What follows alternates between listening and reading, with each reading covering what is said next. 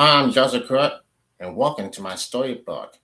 Today I'm going to read this book called Many Thousands Lost African Americans from Slavery to Freedom. This is going to be the part two of this book.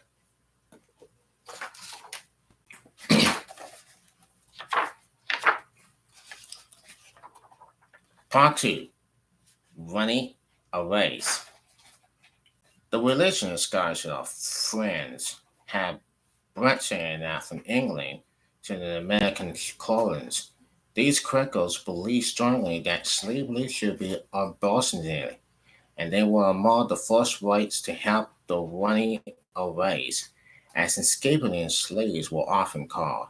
They formed an important core group along with black freedom and free women and running aways and a revolution in a moment.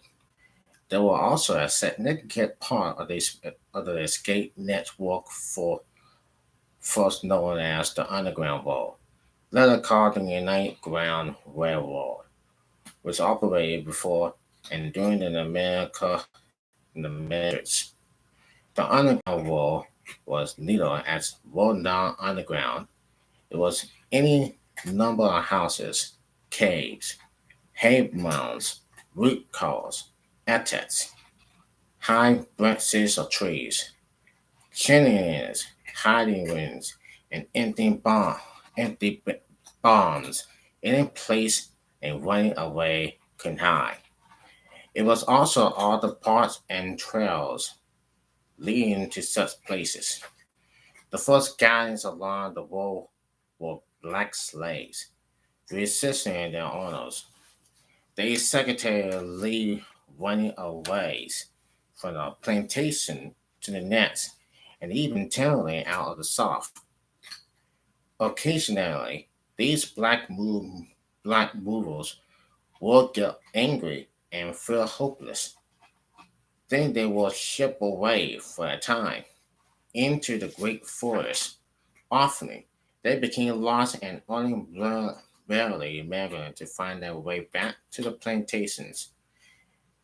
Though they are suffering punishment, whoopings, or worse, sometimes they saw no other way than to run themselves. Free blacks, always in danger of being forced into bondage, also keep close watch on the road. They're often they're often handling running slaves over the Quakers. Some of these Quakers in the South had owned slaves, as had a friend who had owned military vessels. Others were so uncomfortable owning human property that they allowed their slaves to buy their freedom. There were certain Quakers. There were certain Quakers who would ever possessed slaves in order to set them free. Fugitives went out of the slave South to the free North. Sladen seldom told anyone who they were. The slave owner hunting them might have posted their names and their descriptions, so the less identification they had, the better their chances of escaping. There were 10 to 20 miles between each underground stop. A friend might lead a fugitive from one stop to the next, to a house, perhaps. The friend will knock. A question was called out from behind the closed door. Who's there? Came the reply. A friend with a friend. That meant a cricket and his whole running away. Chains were at the door. The passport having been given, the door was opened, and then another finishing became invisible along the line to the north. Information was passed along by the underground telegraph that is, mobile or mail or by mail from all conducting to the next. Messages were always in code. Dylan Joyner, Uncle Tom says if the roads are not too bad, you can look for those phrases or words by tomorrow. sent down on the test to balcony and price, no back charges. In other words, some running away slaves could be accepted in a mooring, and Greenland should send them farther along the underground wall. Running away, considering themselves free once they had crossed the north shore of the Ohio River. They understood they were free, but not safe.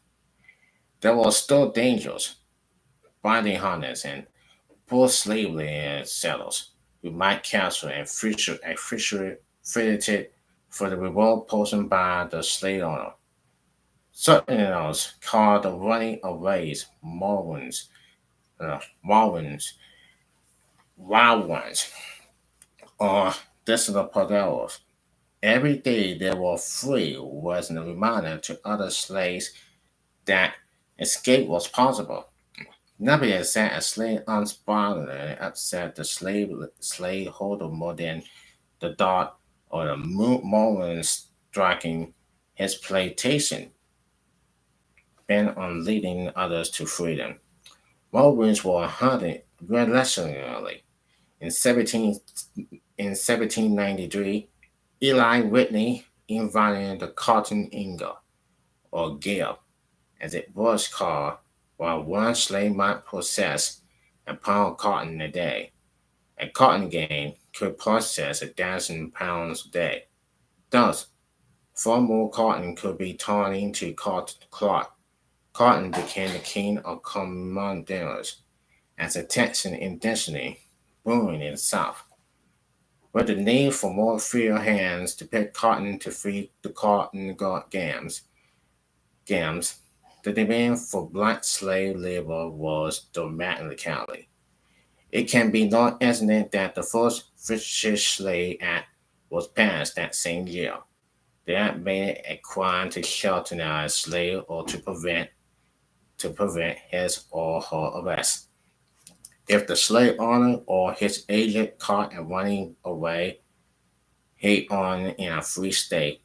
The law allowed the owner to forcibly bring the slave back into slavery. Elizabeth Freeman. There were not many slaves in Massachusetts in the late 1900s, and those who were slaves were apparently treated with some delicacy, meaning to their meals with their white owners. Food was sold away.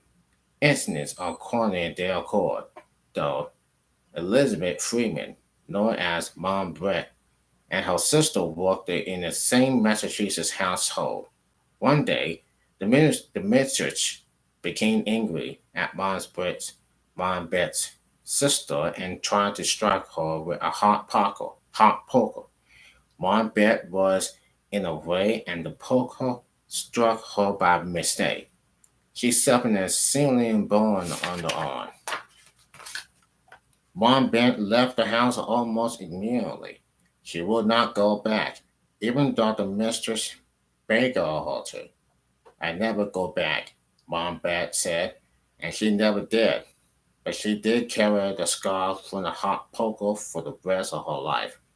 The owner tried to get Mom back by going to court, but the Massachusetts Bill of Rights recently adopted stating that all men, meaning all people, are born free and equal. And the court decided in Monbet's favor. Now officially free, she began working as a servant, then became a midwife. She lived to the be she lived to be 97 or 98. Monbet's case was one of the first to test the Massachusetts Bill of Rights, the White Shorts. In 1792, Colin Conan was the proprietor of a man called Verlaman, who lived in Queenstown, Canada, now Queenstown, Ontario. That summer, shoulder lawn to her honor. The Verlaman had sold her to the American. She knew nothing about American or how America caught or her new owner, only that she would be taken to him by boat. She was so terrified that she had to be bound and carried onto the boat lest let she run away. When the boat docked on an American shore, when her new owner wanted, Clara was carried off, screaming and struggling. She fought as best she could, but still she was taken away. Of course, Clara's owner had every legal right over her. He could walk, sail, and explore her just as he would one of his farm's animals. She was his property according to the law, where a single right of her own. But many Canadians thought Vorman, Vorman had treated her accordingly by selling her away. The executive council or tenor was so disturbed by the incident that a hearing was held to discuss it. The executive council then passed a resolution to prevent the constitution of such violent breaches of the public peace, and that his Majesty's Authority General be directed to prosecutors say Roman. The Sherlock Holmes incident resulted in the Impeachable Act of 1793, which outlawed the importing of slaves into Upper Canada. Environment. The two announcements below appear in the New York Guerrilla and Author in February 1800 and September 1803. They were placed by the Honorable Peter Walser, government administrator of the province of the Illinois in Upper Canada. He was also a slave owner. The investment get a glimpse into mind of slavery and into the life of the black women. Forming his parlor, 1800, to be sold a black woman named Peggy, age 40 years, and a black boy, her son named Jupiter, age 15 years. Both of them the popular priority of the subscriber Russell. The woman is a toilet cook and washerwoman and perfectly understands making soap and candles. Price 150 for the boy 300. Payable in the 3 years with interest from the day of sale and to be able to secure a bond. Yet, but one force less will be taken for ready money. The subscriber's black servant, Peggy, not having his permission to access herself for his servant, the judge are hereby cautioned for importing or harboring her without the owner's leave. Whoever will do so after this notice is said to be treated as the law directs. The Gable possibly and spell. From the very beginning, the institution of being human bodies we steadily enslaved revolts and not spot of uprising as the importance of slaves to American increasing. So told did the slaves despair longer to be free. Early on, slaves realized that running away was a painful and slow process, freeing one slave at a time, but uprising curve set numbers or down, three all at once.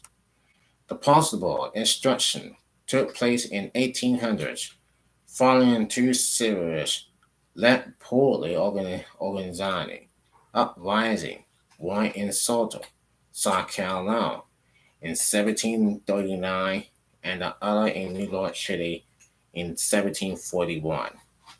Gamble Posters Revolt was a multiple of planning and organization.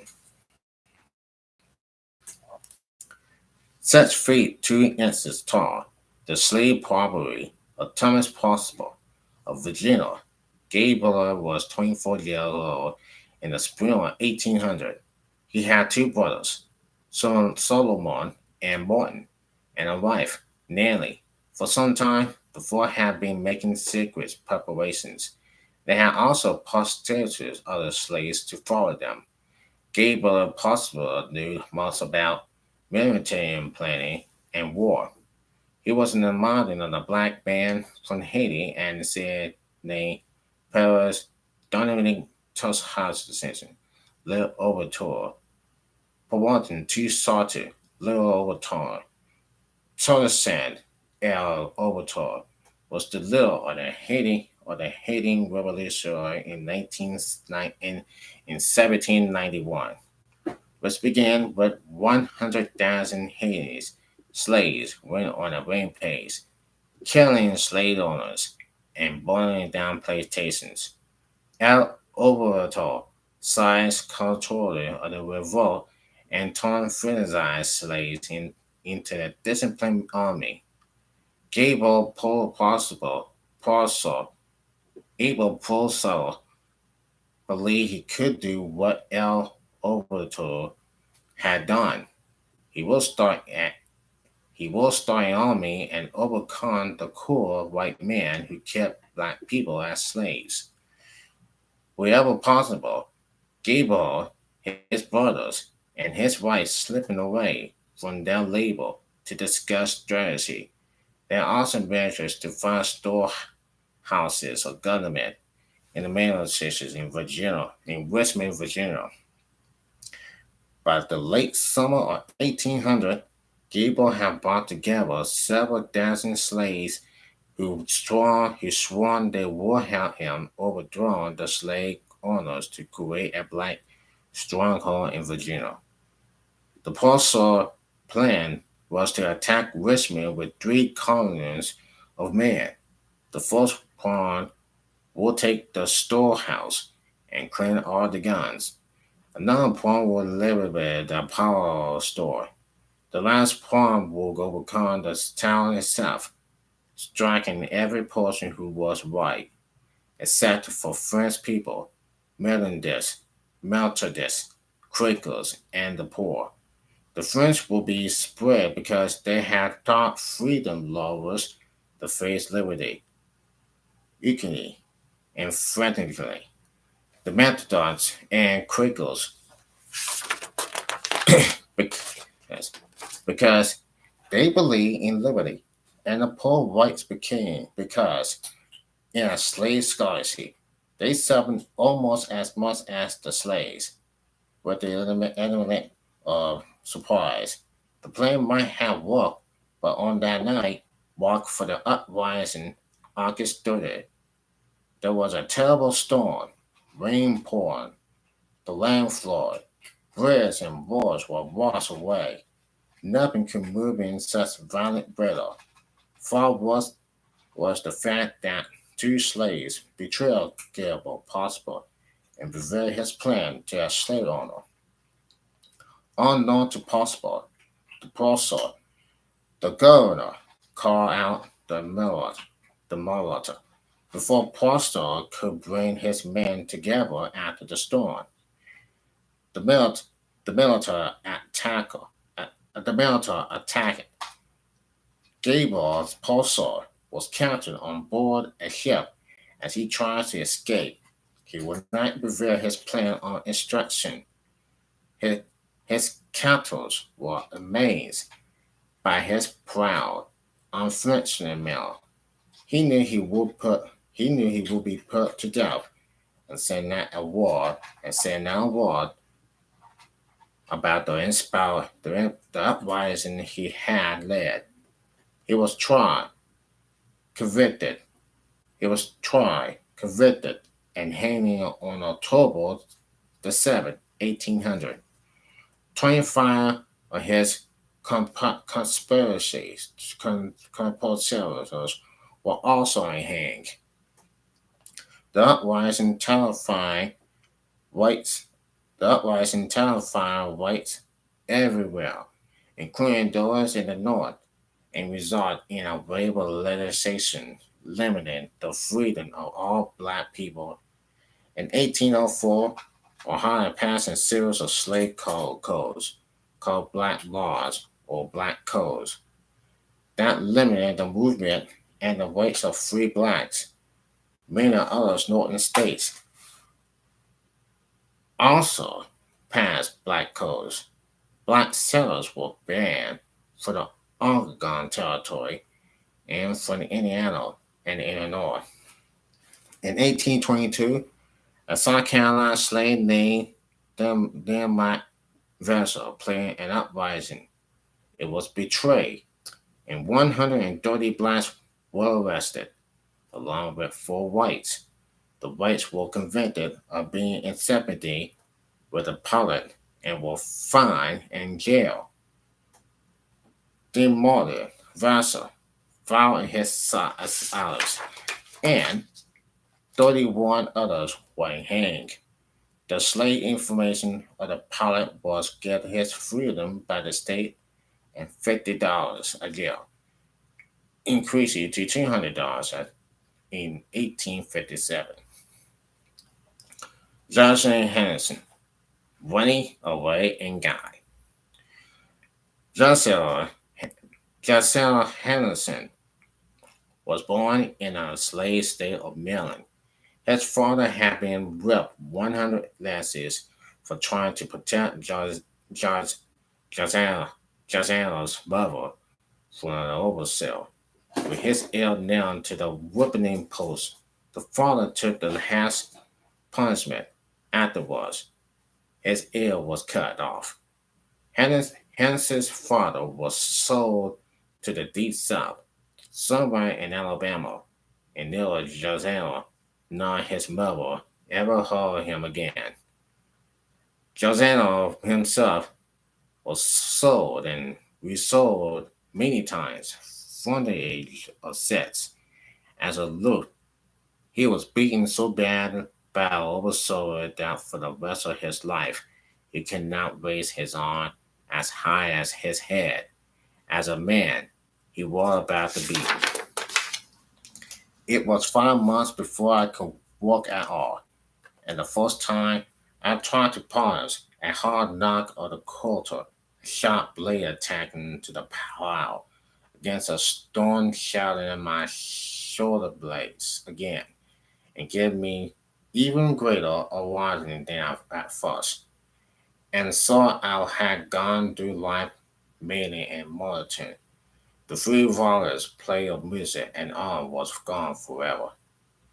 Sir Hanser finally escaped through Indiana and the Ohio wilderness with his sick wife and children, half dead from starvation and chased by wolves. The family was held alone by Northern Ohio Native Americans. Even generally, the Hansons reached Canada.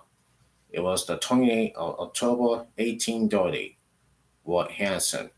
In the morning, when my feet first touched the Canada shore, I drew myself on the ground, rolling in the sand, sizing handfuls of it, and kissed them, and danced a wine-tail in the eyes of Silverio who will present. I passed for a madman. He's some crazy fellow, says a colored woman who happened to be there. Oh no, don't you know? I'm free, said tell him. The colonel burst out laughing. Well, I never knew freedom to make a man walk in the sand. He said, it wasn't long before Josiah and his wife began helping other blacks in Canada. They found the cold climate almost impossible to deal with, so I taught them how to care for themselves in the winter and later how to grow their crops and how to lose the money they made. One of the people he helped with was James Lightfoot. Lightfoot was fearful going back for his family in Maysville, Kentucky, since it was behind the slavery wall. Si Hansen said he would go, and he did. He walked 100 miles through New York, Pennsylvania, and Ohio to Kentucky. Only then did he discover that the Lightfoot family in Kentucky was too afraid to make the long trek camp back to Canada. Hansen heard about another group, 50 miles away, willing to one. At once, he set out to find them, which he did. He did not ask their guiding toward the north. There was usually a large number of them, 30, from various certain states, bringing them out as a group. Cy Hansen crossed the Ohio River with them and went on up through Cincinnati. He took the underground road through the Quaker town of Richmond, Indiana, and on to Canada. A little later, Hansen went back for the Lightfoot family. This time they were willing to follow him. The slave hunters pursued them as far as Lake Erie. They made a successful escape and journeyed on to Canada. Josiah Henderson sailed to England and was the first Frisian slave guy given an indictment with Queen Victoria. He went on to become a Methodist minister and a promotion of unbandaged as slave. The Underground War was named for the death of the outdoor man born a slave who one day ran away from slavery.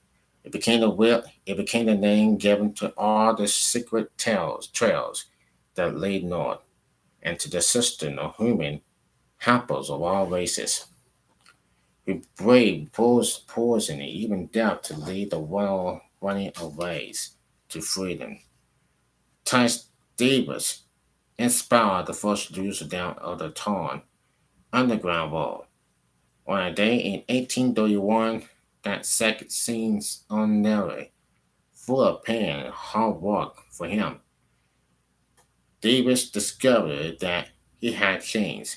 He wondered how it had happened that on this day he could not bear to be a slave in a moment longer. It was time for him to make his way north, and so he ran. Tice knew where he was going. There were friends across the Ohio River waiting would be somewhere out there, and on and on, and on and on. Word that had come to him on the plantation, whispers about liberty. He made their way through the servants' quarters and on to the fields. They sprayed on the wind down to the river bank. Tice had an idea of what it was to be free. It meant that he might rest without fear, convincing him like a blanket as he slept. It meant that nobody could buy or sell him. Not all those who were slaves had the daring to escape. It wasn't that Tice was without fear, but like others before him, given a chance, he'd take it. There were those, black and free, who combined the river bank, looking to help the running aways. And there were essential presbyters, ministers from the South, who had foreign and new church, and had settled in the countries of Southern Ohio. There were no to be friends of slaves. Like every president in ego with friends, key eyes. They too watched the great river for the running aways, trusting to be a good servant. Tice had taken his life into his own hands and had won, and now he holy, running, not for the lower, look for the latter, That had been the oldest message passed along the slave quarters for those who were one at night. Listening for the bell. Word was that the long distant sound of the bell, chains and clanging could be heard flowing across the wild river when the wind was right. Other times, the bell seems to climb up and down the shore. The river might be covered in fog and hiding deep in the mist on the shore. One away could clearly hear the bell. He could find it. He could find it ringing all the way over and to be a safe house. Thomas Davis will have to find a way across the great water if he has to even to be free. With luck, he might find unstable boat or wrap along the shore. What would he do if there was nothing to ride across on? Catching her for him was unthinkable, and he kept on running. Hard tell them on the other side, and Slade is no longer such. They said that on the other side of the well round water, a Slade is a free man. That was the war and the truth that all Kentucky slaves will deliver. He kept that in mind as he ran. He looked back, knowing what he would see. There was there were the planter and his men coming after him. The slave owner saw calling him master. Times wouldn't when he could avoid it. Friends written across the river was the boy he could count on. If only he could get to the friends. He had been running for some time, almost as though he were dreaming. He lifted one leg and then the other.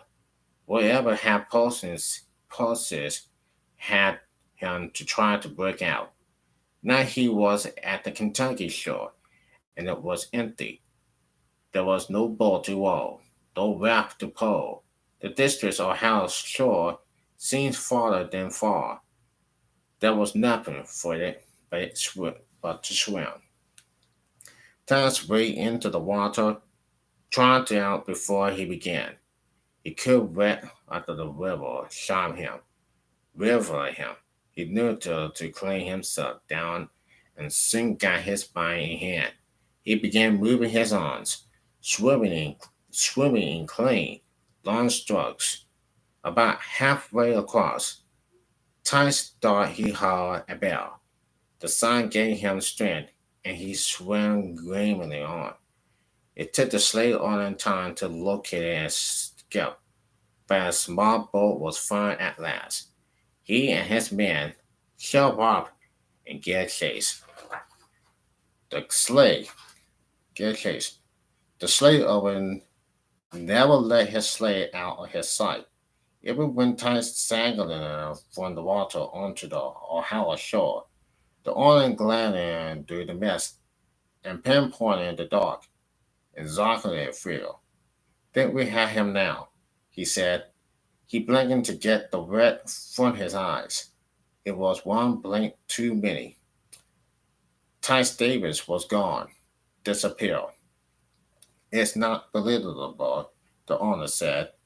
I saw him before my eyes, and now he's gone. Venice, it's not possible, but there it is. The slave owner searching the shore every which way. He looked into distance. He and his men beat the bushes and creep into caves and gathered up onto trees. They pulled the haystacks in the fields. They talked to people in the slavery handing statement at Ripley or Howell, and they had their suspicions, but no one on the townsfolk would admit to having seen anybody running away. The Kentucky slave owner never again saw Tice Davis. Well, I'm going home, he said finally. He and his men crossed the river again and returned to Kentucky. only one way to look at it. He told everyone at home, shaking his hand in disbelief. Tice must gone on in the underground world. Tice Davis made his way north through all Howard, all the way to Sandusky on Lake Erie. There, at last, he settled, a free man, and the first to travel the underground world. There, the underground world took on an inspired new name in honor of the amazing steam trains on parallel rails then coming into their own in America, the Underground Railroad. Those who got in the running ways along the highly secret systems of the Underground Railroads had the courage to call down slaves, conducting the they lose on the steam or railway trains. The safe houses and secret hiding places known to the conductor were called citadels and depots at the railway stations and railway depots. Eventually, Thomas Davis became a conductor on the Underground Railroad. Happy each other wanted a race escape.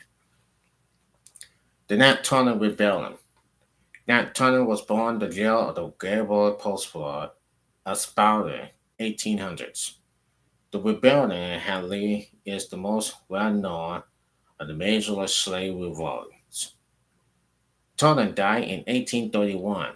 The little Tice Davis vanished on the underground roads. Unbelievably, William Lord Grayson,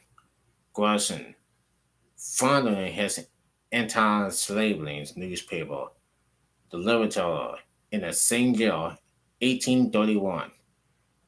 Garrison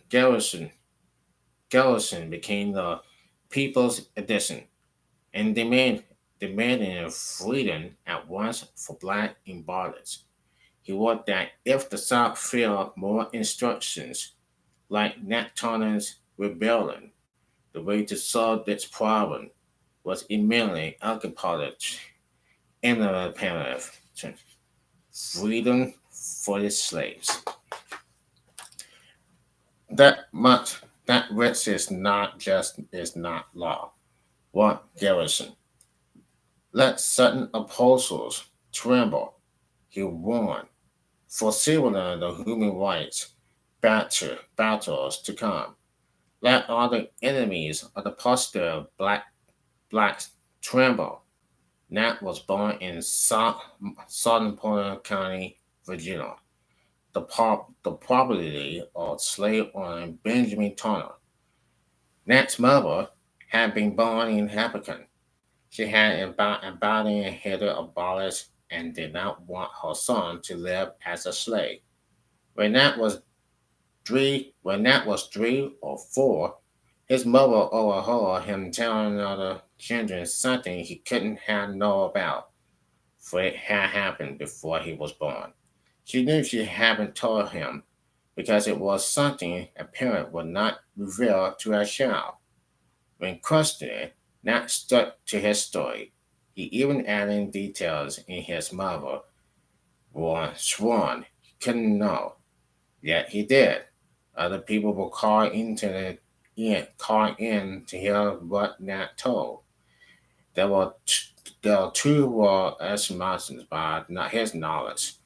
They said he would be a puppet when he was a man, since he knew things that had happened before his own birth. The mark of policy following that. Slaves believed he had mysterious power. He grew into the kind of man who believed God he placed him on earth for some extraordinary reason. Turner was 5.5 feet tall, a dark complexion, alert and strong in appearance. He did not smoke or drink. Other slaves looked on him with pride. He had learned quickly to read. He became deeply religious and a powerful preacher. from his frequent Bible readings. He came to believe that his purpose was to free the slaves. Then he sounded in hardened voices and having visions, not plowing his owners' fields, and heard the sound of freedom. He believed in what he heard. He taught other slaves that there would be a warning between the races, and in the late part of August 1831, it began. Nat Turner and his men started bullying slave owners, men, women, and children, wherever they went to kill. They took away slave horses to their cars and carried off guns and animals. Turner's band increased to 60, and his rebellions went on unshattered for 48 hours. The plan was to attack the country seat of Jerusalem, Virginia, for supplies and money. On the way, the Turner band stopped for their first meet at the nearby plantation. This was a gay, this was a great mistake, for the patrol was waiting. The unacceptable pose sent the Turner band running in every direction. By this time, 55 whites had been killed. Nat concluded himself for the night and hid in the woods for the next couple of days, hoping his men would come to him, but they never did. So he headed in for the great dismountain swamp, which is standing from Norfolk, Virginia, into North Carolina, and was home to a large colony of figures. Black children were born and grew up there, spending their whole lives in the straight snake, snake infested byways. Hundreds of slave runways entering at their peril. Nat Turner had hide in the swamp for weeks, venturing out on it at night to fetch water and food. Meanwhile, the whites sought revenge. They too went on out military and killed 120 blacks in just one day. These were innocent victims who had nothing to do with Turner's revolt. White volunteers rolled through plantations, running down the slaves. Some slave owners tried to halt the slaughter of the innocent, but nothing could stop the vicious. Slaves were tortured and burned alive. More than 50 of Turner's rebels were captured within a few days, then went to trial, but not remaining at large. All over the South, black people's house bought soldiers for him and for arms. In response, other revolts, led by angry slaves, flared in Delaware, Alabama, Kentucky, and Tennessee. Turner was a spoiler in 100 places at once. Thousands of troops searching for him across many states. He manages to remain hiding near the place of his revolt, Sarpentine, County. His home was a cave until dogs scented his food and he had to run again. Then a farmer found him in a field near one of his haystacks. The farmer shot at him, but Nat got away. Finally, days later, Turner straggled out of the building, out of the hiding, too exhausted to go on. As a prisoner, he told the story of his revolt. It was much like a confession. I had a vision, he said, and I saw white spirits and black spirits eagerly in battle. And the sun was dark, the dawn of war in the heavens, and blood flowing in streams. And I heard a voice saying, such as you look, such you are called to see, and let it come rough or smooth. You must surely build it. I am hell, loading the chain with chains. He said finally, and really suffer the fate that awaits me. That Turner was town on the 5th of November 1831. 12, 20, 12, 20 on his band were equal. 12 were convicted and removed from the state. 17 were hanged, including Nat. After the hanging, surgeons took Nat's body to distribute it. This man who this man who slays called the prophet.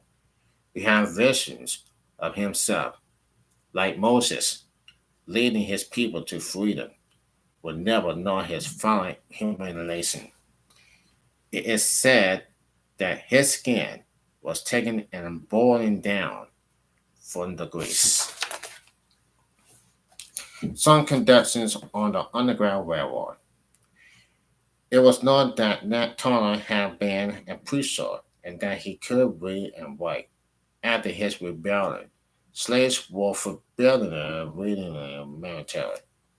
The black codes were imposed, mostly hasty. Free blacks could not enter the state or Tennessee, could not enter the state of Tennessee and Virginia. Black seamen were imprisoned in South Carolina when their ships were not in port. It was against the law in North Carolina, Mississippi, and Virginia to distribute an entire slavery license. Increasingly, the only way out for slaves was to run away, even though it meant risking their lives. There were helpers all along the road. If only the fugitives could find them. Running away quickly, learned that the most trustworthy people in the North were free black conductors on the railroad. One such man was John Marvin, a conductor who worked in Lebanon, brought from one northern station to the next. He owned a cattle boat that went from Cleveland to Morwell to Ohio, a work that took him close to the Ohio River.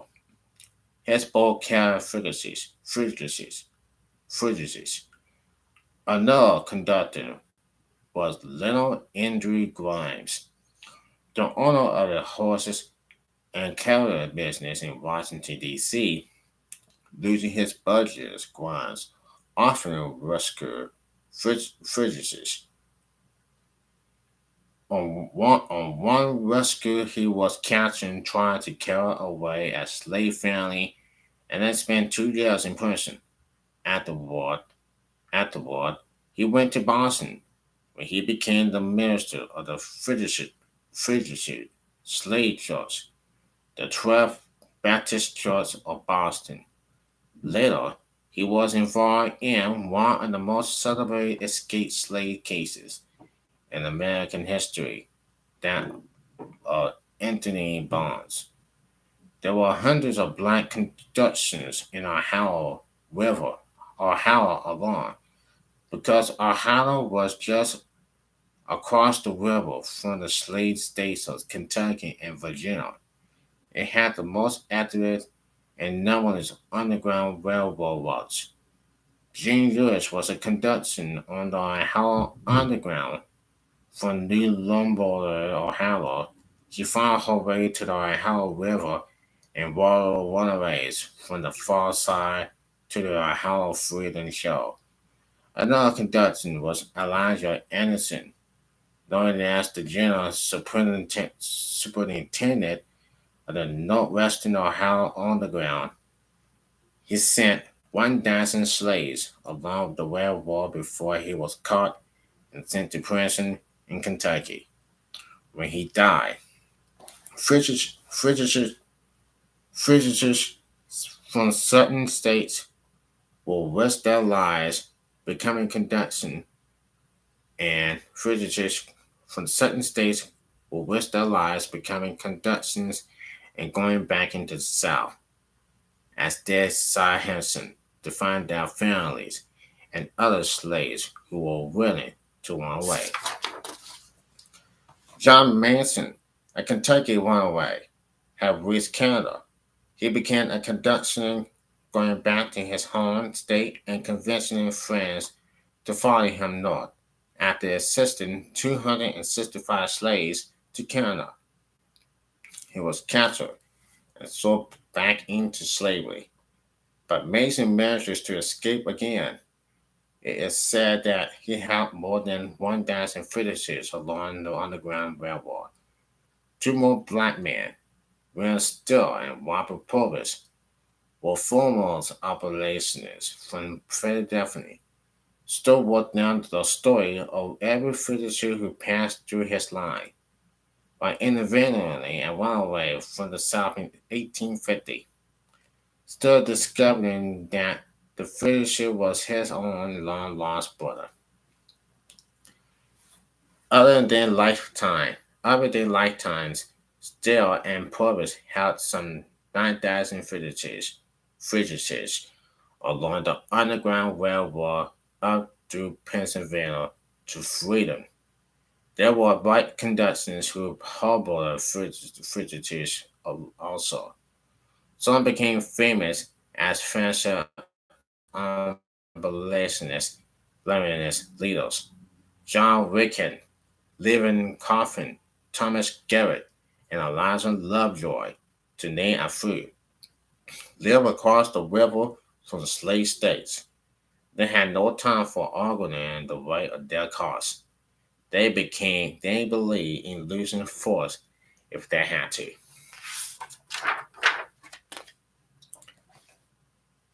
Eliza. There's a runaway slave chapter called Eliza, who escapes from Kentucky over ash floors in a Ohio River and Harriet Basnet cabin. Miss Stoll said her book was a collection and arrangement of the real incidents, and that the chase across the ice floors was drawn from an escort rescue involving her husband, Kevin Ellis Stoll, and Kinsmina and her brother, Henry Ward Bishop, her Bishop. The real life Eliza. Eliza escaped from Kentucky with her baby and her aunts. When she came to the Ohio River, she saw large chunks of ice floating on it, but that didn't stop her, for the slave hunters were in hot pursuit. She leaped from one ice floor to the next, in a galvanizing act of courage until she reaches the freezing shore. Eliza was rescued by the family of the revolver John Rankin and stayed in their horse above the river. Level coughing and then adding her on the difficult journey to Canada. Eliza left the wing of the underground station. She told John Rinker that she would come back for her other children. Still, slaves in Kentucky in June of the following year revealed Rinker doubting that he would ever see her again. But a year later, in June, a man came climbing up to the gate garden of the Rinker house. It was Eliza, wearing in men's clothes, ready to get her children and bring them out.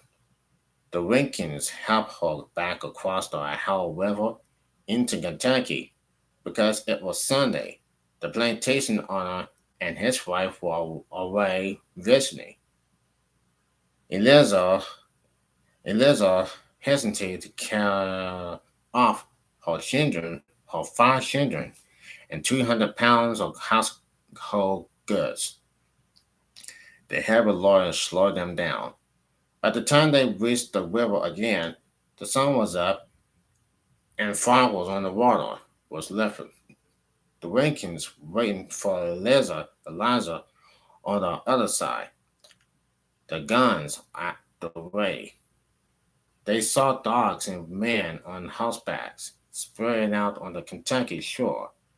One ranking son, one ranking son, dressing as a slave woman, slipping across the river. He quickly attacking the slave hunters, attempting and lead them on a wild goose chase away from the where Eliza and her born were hiding. 4 hours, the slave poles chased the disguised named Ranking Sun. Finally, darkness fell and the hunters lost him, and Rankin helped half by the them guiding Eliza. Her family and all the Barlones back across the river to the safe house on the Ohio bluff. 2 weeks later, Eliza and her children were conducting along the Underground Railroad line to Canada. Isabel Sojourner. Isabel Bolinford became famous in her lifetime as Sojourner Truth, an abandonless and abandonless illustrator preacher and self-styled prophet. She was born in Oslo County, New York in 1797. The slayer of the Dutch owner, and all of his life she would speak with a Dutch accent. Elizabeth was sold several times.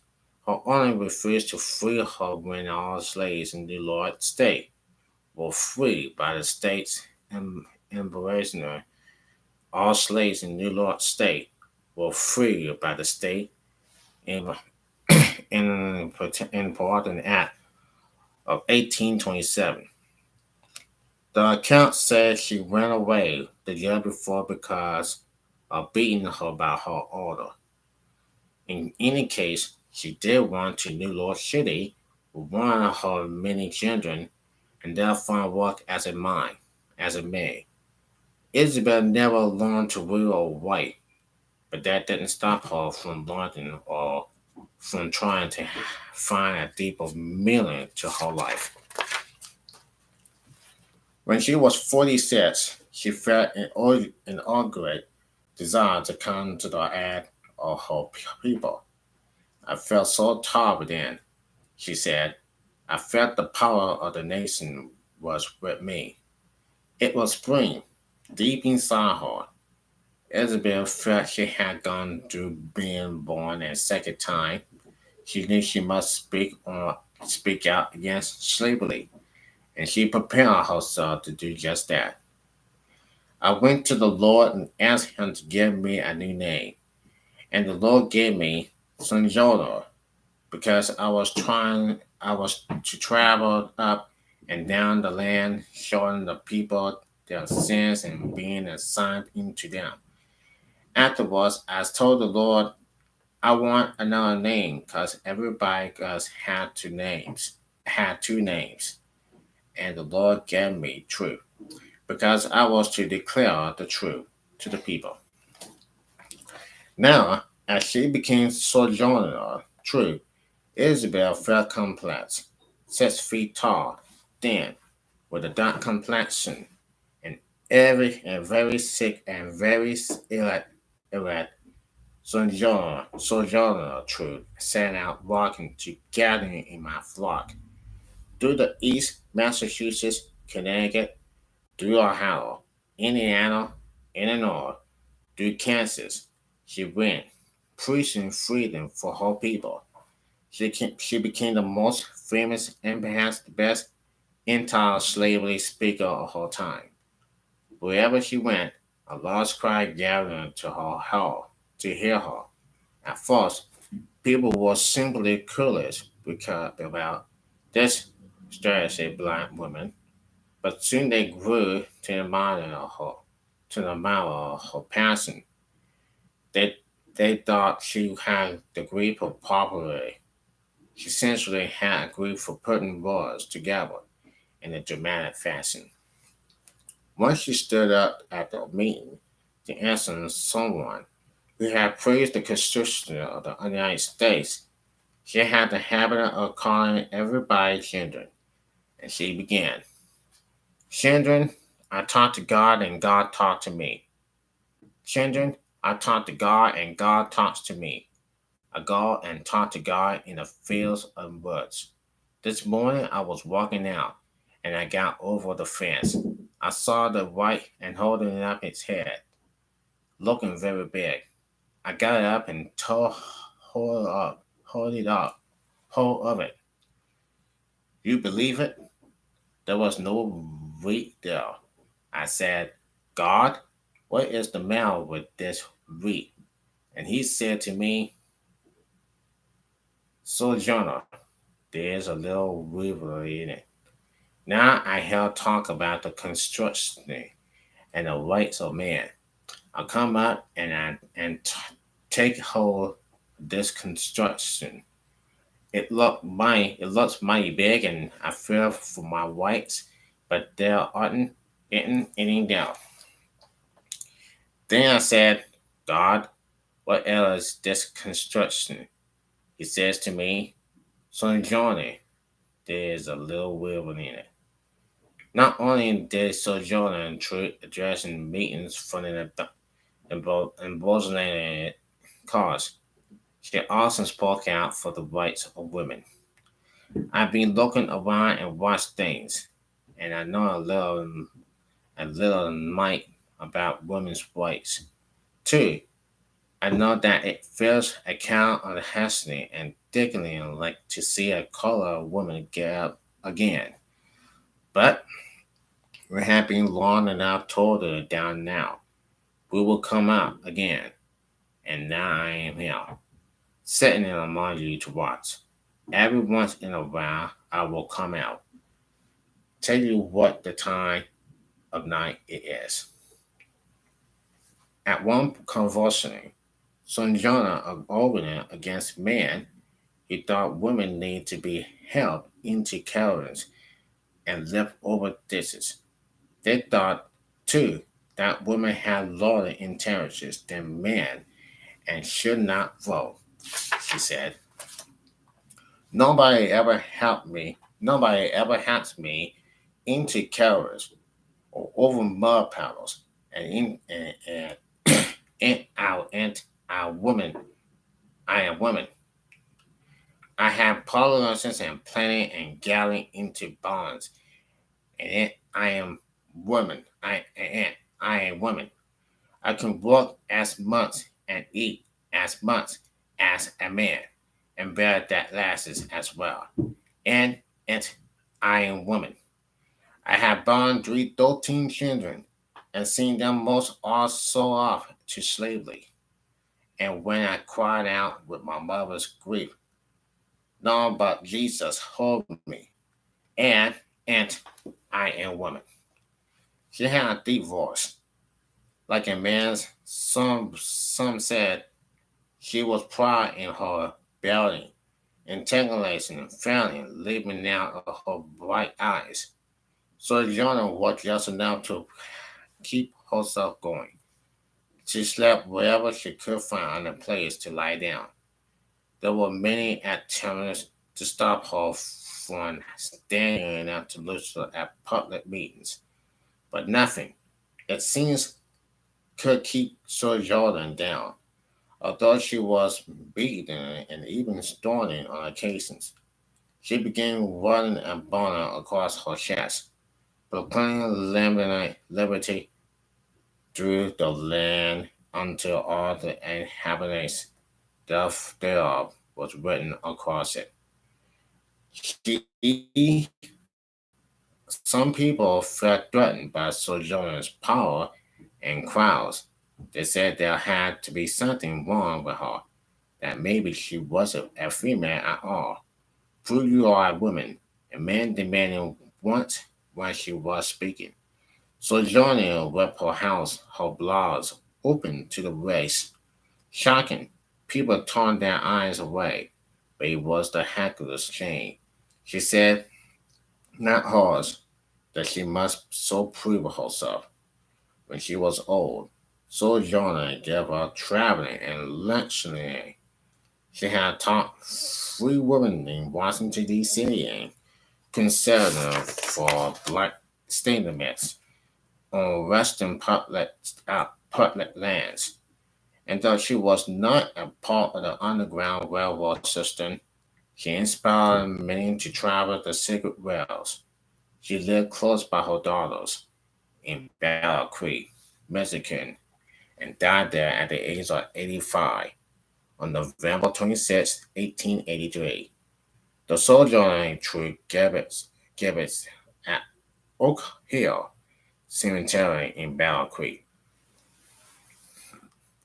The captain of the Pearl, Dallin Drenton, captain of the ship called the Pearl, was one of many seamen who got involved and small Granite figures out of slavery in 1841. He sailed on to Washington, D.C., hoping where a cargo out tourists at the dock. A black man asked him if he would be so kind as to take a woman and her five children north. The woman was a slave who had paid her owner for her freedom, and so said the man. But the slave owner refused to give her free peoples and was threatening to send her to the Darien deep south. Captain Drayton, allowed the woman, her five children, and her nieces to storm away on board without any trouble. He took them north when the woman's husband was waiting for her. Thus, Drayton became a conductor on the Skerries, invisible railroad that now stretches out over the ocean. In 1848, he docked in Washington and prepared to take on a large group of runaway slaves. While the city celebrated the newly established Second Republic of France with speeches and a touch-like procession, slaves were left more or less to themselves. That is how so many of them, 78 in all, were able to escape onto the Pearl, with sailing at midnight. The ship reached the mouth of the Panama River, and then the wind turned against it. Captain Drenton, his crew, and the hiding cargo had to hold up 150 miles from Washington. The escape by them had been discovered, and there was great excitement over the disappearances of 78 slaves at one time. A steamer was on it, and man on board came down to the pier and brought it to Black to Washington. An angry mob ran there to great Captain Drayton and his crew. All of the fugitives were more than $100,000 as probably were arrested. The male slaves were shackled by thongs into a coffin in a man train and whipping them through the streets. The female slaves following behind, all were yelling as runaways. 50 of them were sold to the local slave dealers to be executed. Scores of indictments were brought against Captain Drayton and his crew. The trials were held, and the accused were found guilty and given his sentence. They will remain in jail until the combined fines of $228,000 were paid.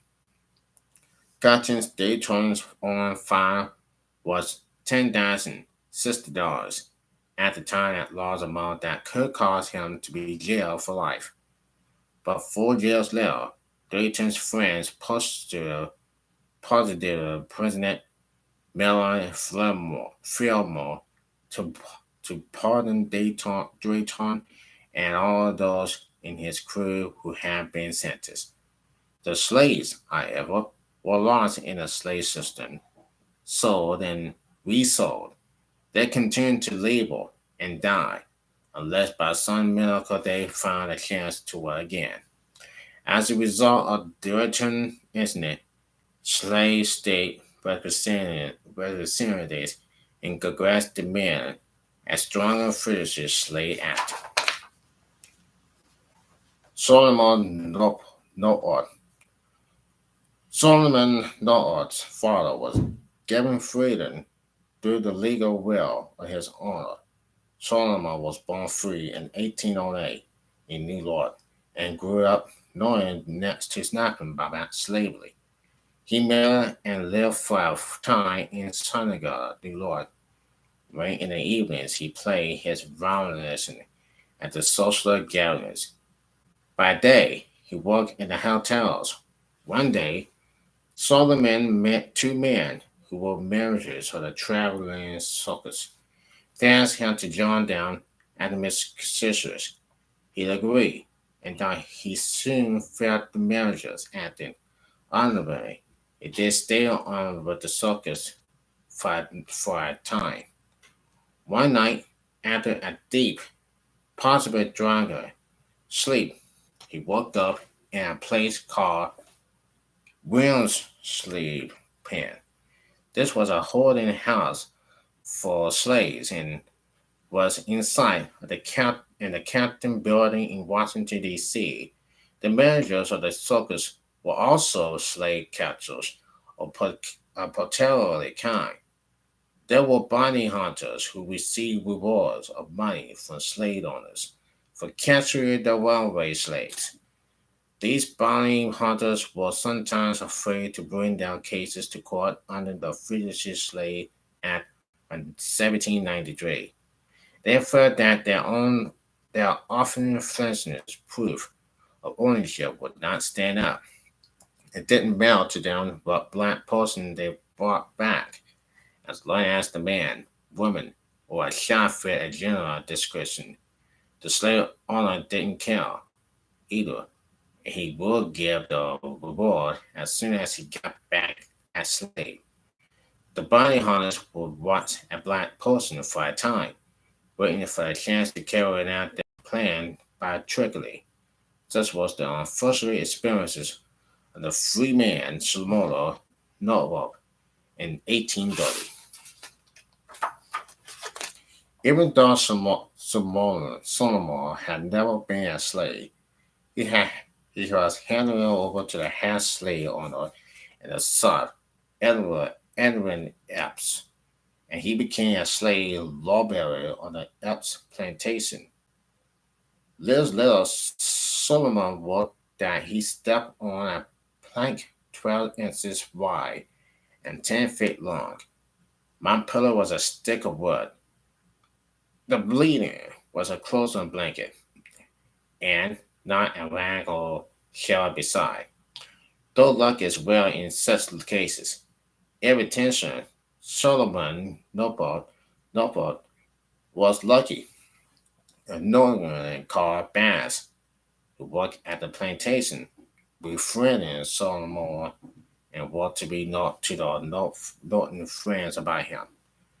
The Bass lives with Solomon's wife, Annie Nobot, who potentially the governor of New York. He in turn was concerned and interested enough to send an agent to find some Solomon. Cut in the 1840s, New York against kidnapping. The governor's agent was able to get Solomon back to New York, even though Yachts tried to prevent it. In 1853, 25 years after he was kidnapped, Solomon Abbott was finally free. Frederick Augustin Washington Bailey. After his birth in 1817, Frederick Bailey was separated from his mother. He lived on a Maryland plantation with his grandmother. He had some little to eat as a child that he often had to fight the dogs in the yard over bones with meat on them, so he wouldn't strive. He was 8 years old when his owner sent him to Baltimore as a house servant for the family of Hus Allah, and Hus Allah. Allah's wife brought the law by teaching Frederick to read and write. Her husband stopped her, saying that learning would only make the slave child unfit for slavery. He was right. Orland died suddenly, and Frederick was sent back to the plantation as a field hand. Later on, when he was a long adult, a Sunday school he started was shut down by angry whites. He was beaten and flogged for registering the slave system. He was even whipping every 7 days for 6 months to break his spirit. Frederick Bailey's spirit would not be broken. At 16, he was hauled out on a ship, and he and 3 other slaves plotted to escape. But we find out, but we'll find out before they could get away. 5 years later, in 1838, Frederick disguised himself as a sailor and made good his escape. He found work as a laborer in New York City and then in New Bedford, Massachusetts. At that point, Frederick Bailey changed his name to Frederick Douglass. Soon he would become the most renowned ex-slave of all time. In 1841, now married, Frederick Douglass began talking about his experiences as a slave at meetings and in-town slave societies. It wasn't long before he found his true calling as an orator and leading in the freedom crusade. His style and grace with words and his handsome appearances put him in the forefront of the movement. He became the illustrator for the Massachusetts anti-slavery scholarship, spoke across the country against slavery, and straightforwardly told about his life as a slave to rep listeners. But he was still a fugitive, and he was always in danger of being recognized and caught as he traveled.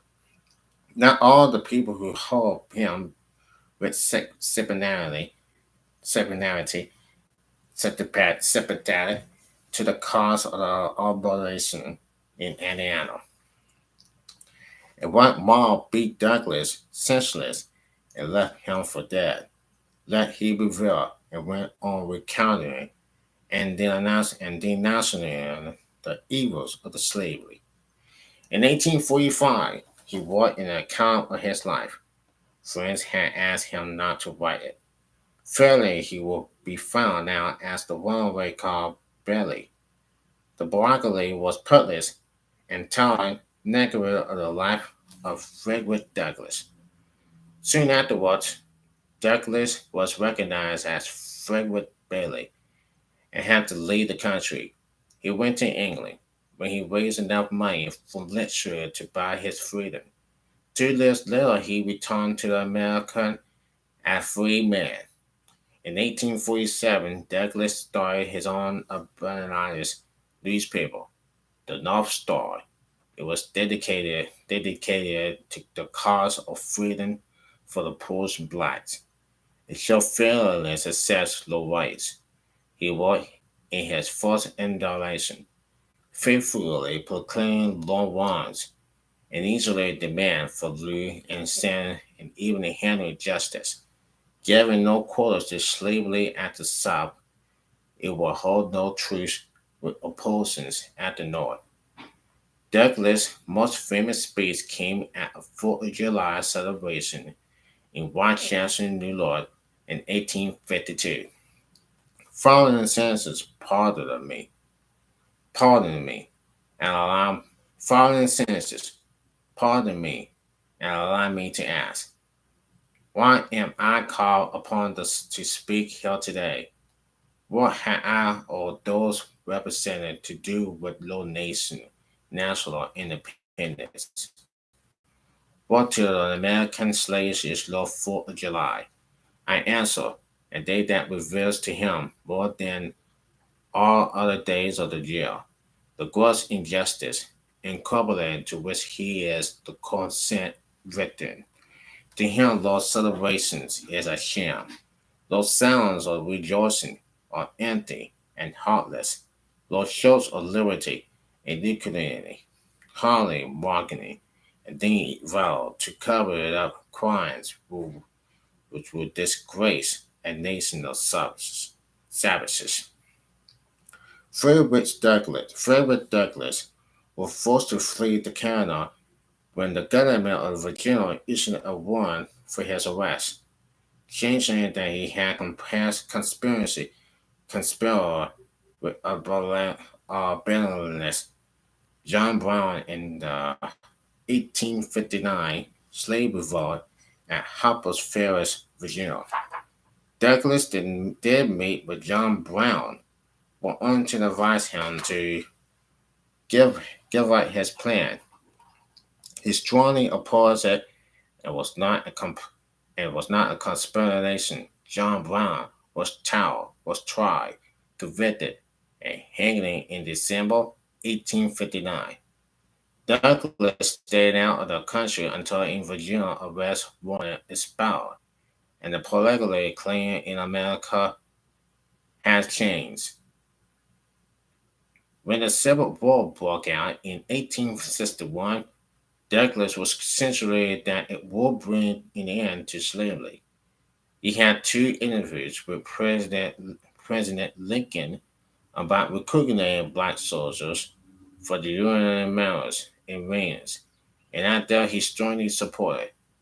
Two of his own sons were the first recruited, and Douglas helped others demand of the celebration 54th and 55th Massachusetts Negro Regiments. Douglas went on to write another biography, Life and Times of Frederick Douglass. He held public office as U.S. Marshal of the District of Cumberland's Boundary, and then was named Minister to Haiti. On the day of his death, February 20th, 1895, the North Carolina legislature held a day's adjustment in respect for his passing. He had been the leader.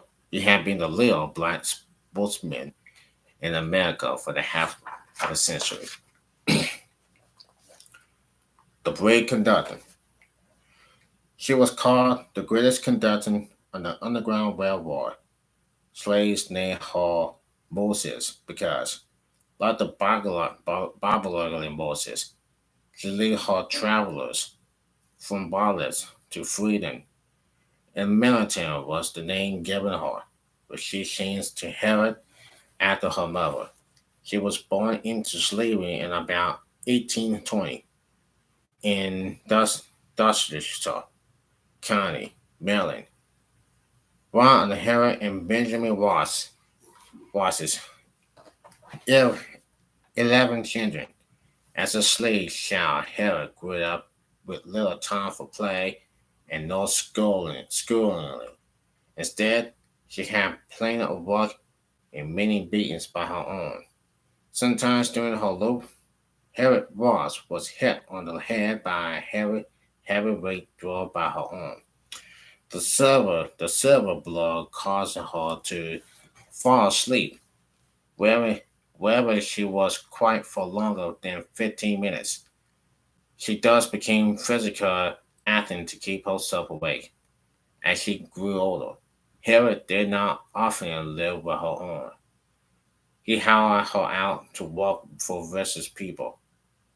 This was a common practice in those times, when the owner no longer needed the service of one of his slaves. He rented the slave out to someone who did. When she was in her 20s, word reached Herod that she had two of her brothers were to be sold. She went away, believing she had a right to liberty or death. One or the other I mean to have, she said.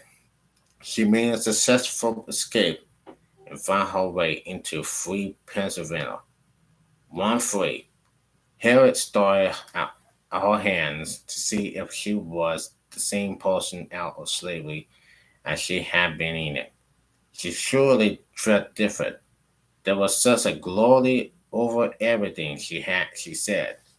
The sun come like gold through the trees. 1-3. Harriet started at her hands to see if she was the same person now of slavery. Right. Yes. Unfortunately, Harriet had to leave behind her brothers and her husband, John Tombin, who had said he would report her if she went. Later, she did go back for him, but he had already remarried as a John Thornberry seeped out of her wounded heart. The woman knowed the history as Harriet Thornberry devoted herself to the freedom of others. She went about accessibility a network of underground sex stations from the south all the way into Canada, making more than 20 dangerous journeys into the south to do so. She returned for her brothers and brought them out. She took her older mother and father north. Over her lifetime, Hera Turnbull, Hera Turnbull brought out more than 300 slaves aboard the Underground Railroad rewards for the whole capture, posted by the slave owners for whom she liberated slaves. Finally reached the sum of $40,000. But Harriet thought of everything. She held someone to follow the man who posted the descriptions of runways. Once the man left the L, Harriet's assistant turned the poster down. She carried a pistol at all times and a poisoner button to quiet frigid children if they began to cry. If the runways she left were too fearful and wanted to turn back, and she would point her pistol at them. She would point her pistol at them. You go or you die. She would say, not even die. I never wound my train off the track, said Harriet proudly. Harriet Tobin became a Helen to the immobilizers, not entire slavery leaders, such as Thomas Garrett, were always eager to help her with food, money, or logging. She herself helped abolitionist John Brown. He called her Grand Torment, a recording man for the uprising he led at Harper's Ferry. In the 1850s, Harriet appeared at many anti-slavery meetings and also began speaking out on women's rights. Because of the huge price on her head, she was forced to flee to Canada just before the start of the Civil War, but she did return to in American in 1862 and served as a spy, Scot, and nurse for the Union Army in North Carolina. After the war, she turned her home into the home for elderly and Asian Negroes. With support of free people, she married Nelson Davis, a war veteran, in 1869. Harriet Tubman lived out much of her old age impoverished. Then, 30 years after the Civil War's end, she received a war widow's pension of $20 a month for the rest of her life. So her manner was she that she lost nearly all the money to maintain her home, little known as the Harriet Tubman home. As a whisper for the needy, she died in 1913 at the age of 93. All White saw Henry Brown looked like an ordinary slave. That is, his owner never suspected him of waiting to run away. He thought Henry to be happy, humble, slow to think and act, influential in all ways. But Henry was watchful and quick-witted, even hopeful of finding a way to get himself gone from the southern state of Virginia, or pressing close to the north. Although she had studied and studied in the problem of escape, Henry Brown had hit upon the new nook, upon no clear way. Let he keep on thinking about the problem while he went about his daily chores on the plantation. One day in 1849, an idea struck him. Secretary, secretary, Brown had a box of his own design made. It was 2 feet 8 inches deep, 2 feet wide, and 3 feet long. The box was littered with self-electronic frequently phone bills. Henry's friend Samuel Smith, carpenter, carpenter, made the box for Henry, and when it was finished, Henry got inside it. There was now a large space inside, but he made himself as comfortable as he could. He had biscuits, a pour of water, and a single tool, and gimlet with a screw point at one end and a handle at the other. With the gimlet, Henry could bore holes in the wood so that he can breathe. Samuel Smith nailed up Henry Brown's box with Henry inside. The box was soldered with circular holes of the kind they used for crowding. It was dressing and walking this side up with care and taken to the Athens Express Company. Then it was transported by land or a horse cart designed for carrying heavy loads, car at dairy. It was hidden and shepherded at starts throughout the day and night. Expressmen were not too careful to place the box this side up. For hours, it seems to Henry, it was sustained on his head, the box spinning upside down. Henry Brown was shipping from Richmond, Virginia to Philadelphia, Pennsylvania, a box wide of some 26 hours. The box was accepted in Philadelphia by a group of populations.